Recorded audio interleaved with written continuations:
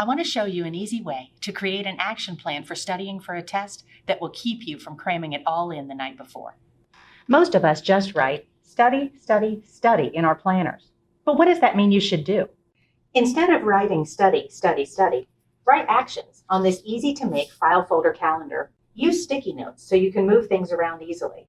Start by writing down when the test is happening. Next, add in your action steps between now and the test. Highlight the important information in your notes from class. Record a podcast of those class notes that you can listen to anytime. Create a game on Quizlet.